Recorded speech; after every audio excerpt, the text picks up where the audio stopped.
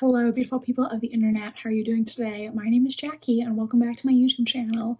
This is going to be the start of another writing-related video, and in today's video, I am going to be trying Agatha Christie's writing routine.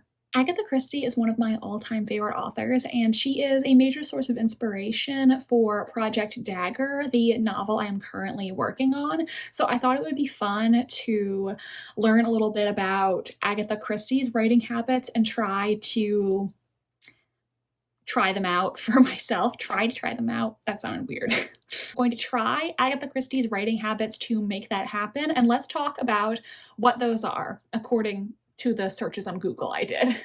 So Agatha Christie had no set writing schedule. She would just nip off to write when she could. So that's what I'm gonna try to do. Whenever I have a few minutes to spare, I'm gonna try to work on some writing and spend less time watching YouTube videos. Easier said than done. Early in her career, she would write all of her stories out in longhand first, then type them up. So I will try to physically write out my story on paper. But then in later life, she started dictating her books. And this is something that I already do. I really do like to dictate to my computer or my phone. I think it does really help me with my writing process. So that's an Agatha Christie habit that I already know works for me. And finally, I also saw that Agatha Christie would read a chapter or two of her writing to her family after dinner to use them as guinea pigs of sorts. So I will try reading some of my writing aloud to my mother, to my cats, maybe to the vlog, and see if that is helpful in any way. But that is Agatha Christie's writing routine, which I'm going to try out this week to see if it is helpful for me. I hope you will follow me along in this writing vlog, and let's see how well Agatha Christie's writing routine works. I will talk to you soon. Hello, so today is my first full day of my trying Agatha Christie's writing routine experiment. Last night I wrote a little bit in various notebooks, and I'm going to try to continue a little bit today because Agatha Christie's routine was not having a routine and just writing whenever she could. I'm going to try to take some 5-minute breaks during my workday today to write down a little bit and see how that works, you know, instead of just listening to YouTube and podcasts while I'm at the office. I'm gonna try to take a couple breaks to actually do something productive. And we'll see how that works out. I know that writing by hand has been shown to boost creativity. I think personally the thing I don't like about writing by hand is my hand gets cramped and my handwriting gets progressively messier as I go on. So dictating or typing is a little bit easier, but I do think something that I could improve on as a writer is be less wordy, write shorter sentences. So maybe writing by hand will help me do that because I have to be more conscious of every word that I'm writing. I don't know, but we're gonna try this, and then later in this experiment, I will switch to dictating to, you know, mimic how Agatha Christie started off with longhand earlier in her career and then switch to dictation. So that is the plan.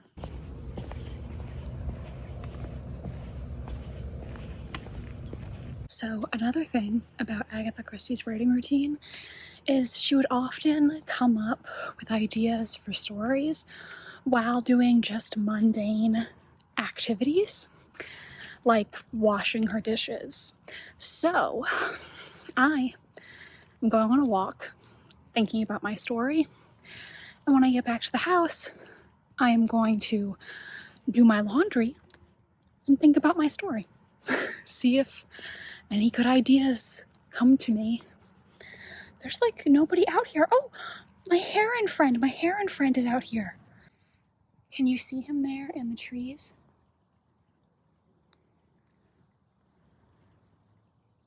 He's here all the time.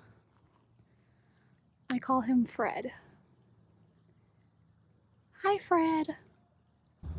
You can see him better from over here. That's Fred. He's my friend. I see him here all the time and I say hi to him. Hey, Fred. You're in my vlog. There's nobody else out here. Just me and Fred. Oh, and that person. Hello, this is my third time attempting to film this update. Hopefully now I will be able to talk without being interrupted, but I just wanted to provide a Wednesday update on how this writing like Agatha Christie experiment is going. So I did not get any writing done today, but I'm trying to ease into it because I did take a break from my manuscript Project Dagger because I was so nervous about querying my previous manuscript. It was really hard to let go and just focus on something else.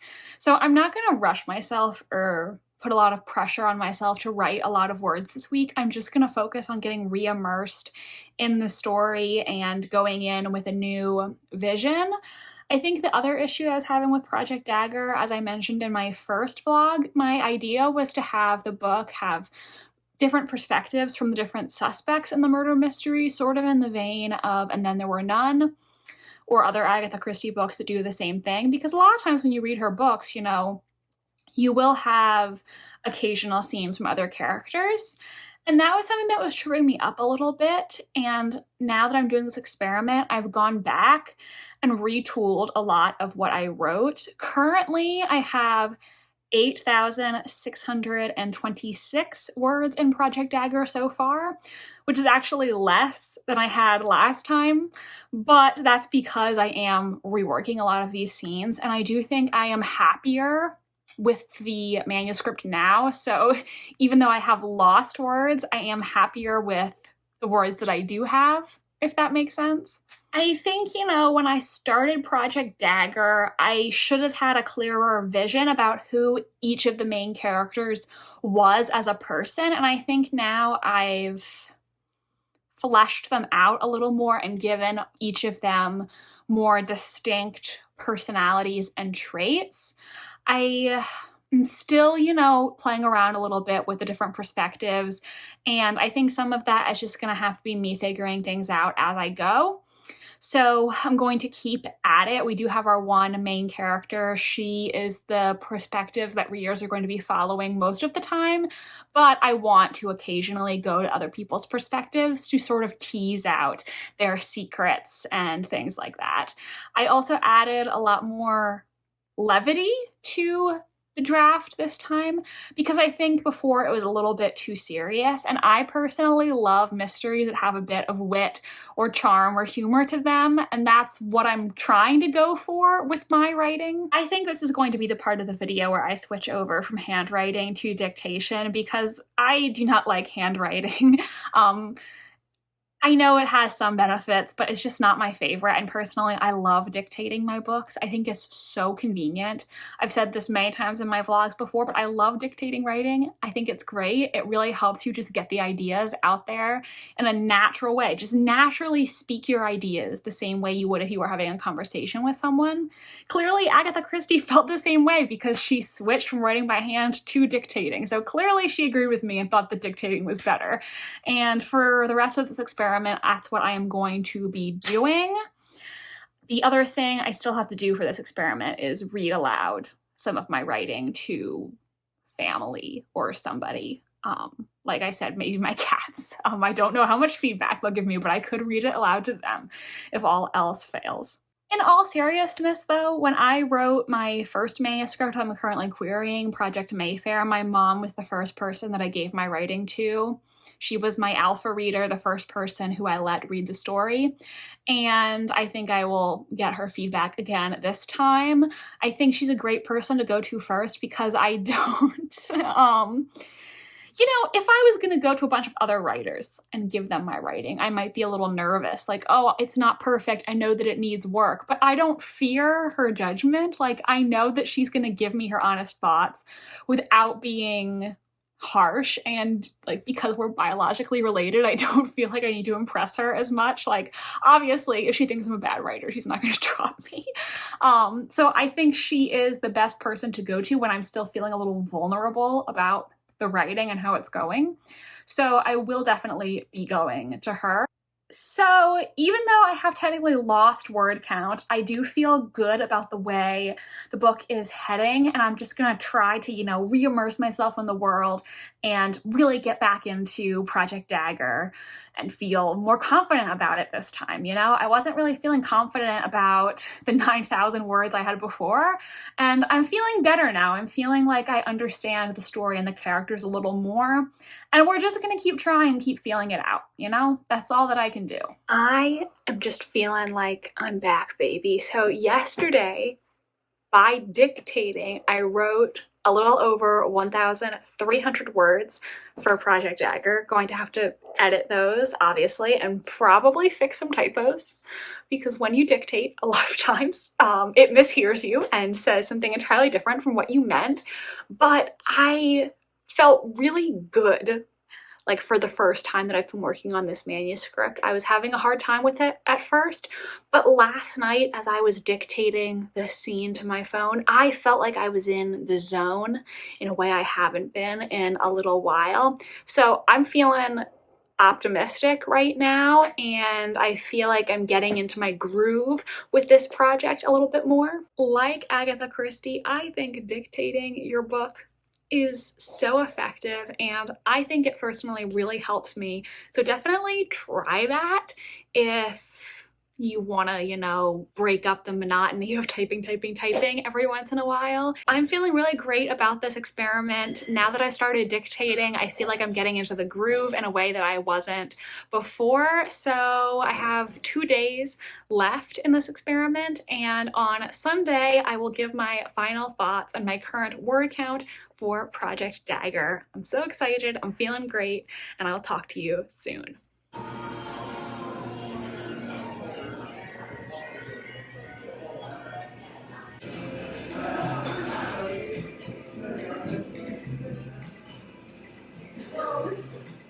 Hello again, everyone. Jackie here to wrap up this Writing Like Agatha Christie vlog. So as I just showed you in the last clip, as of this moment, Project Dagger is 11,497 words. Now, I did not write every single one of those words this week because I did copy and paste some scenes or passages from before, but basically I have 11,500 words in my new and improved draft number 1. And that has surpassed the 9,500 something words I had before. So we are making progress, and honestly, I'm feeling a lot more confident about Project Dagger now. I think I came back to the project with some newfound clarity.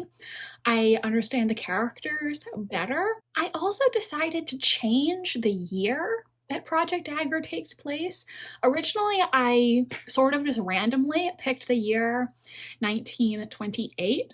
Like I said in my previous vlog, Project Dagger is greatly inspired by Agatha Christie and the Golden Age of Mysteries, which took place in the 1920s and 1930s by and large.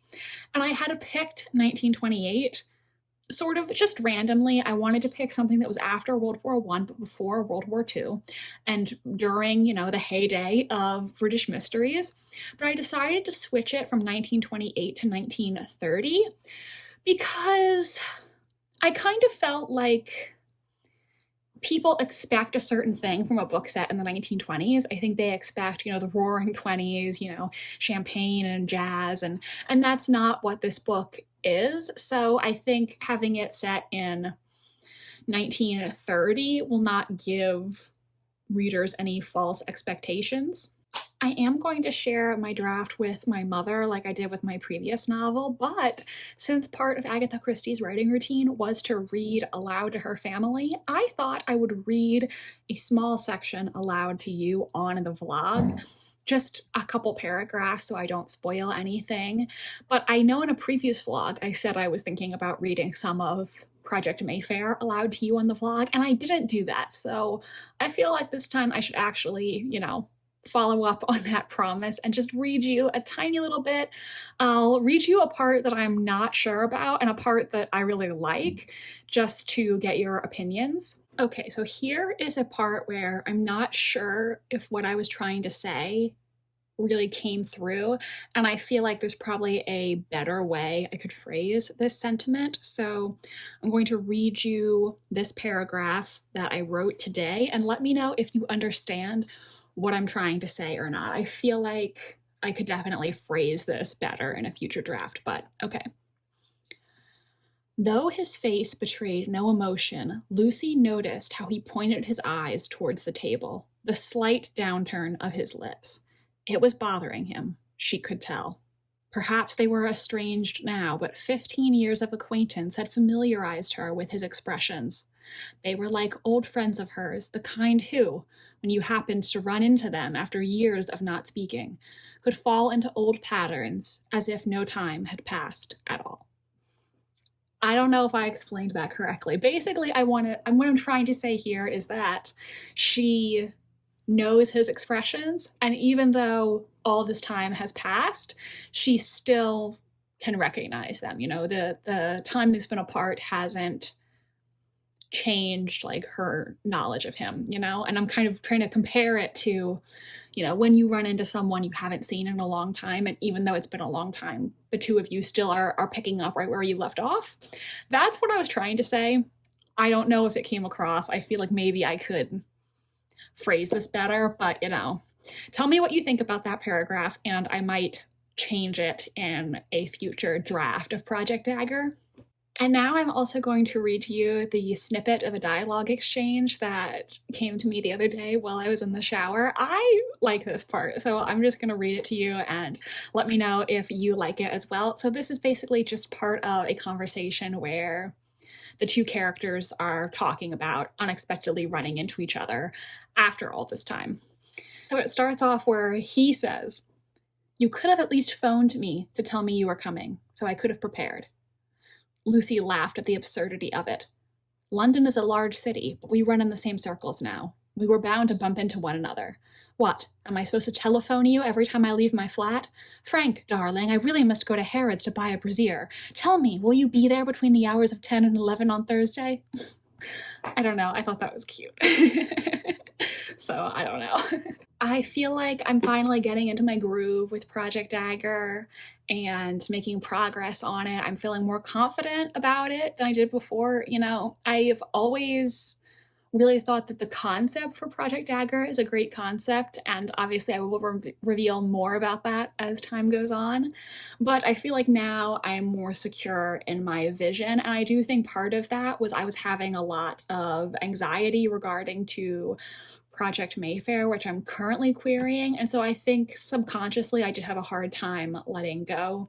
I got my flu shot today. I just realized my band-aid is my flu and COVID band-aids, so you can just see them popping on my shirt.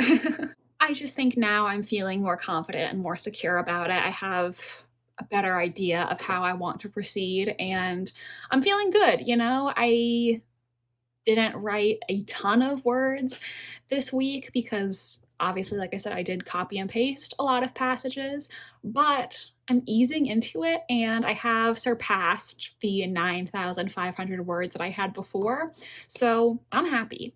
Let's just wrap this up quickly with what were my thoughts about Agatha Christie's writing routine. Like I said, she did not have a very structured routine, but I think it was effective for me personally. I already loved dictating writing even before I did this experiment. I think it's so helpful, and I think her idea about just nipping off to write whenever you have the time is a great idea, because even if you can only write a few hundred words every day, that is going to add up over time.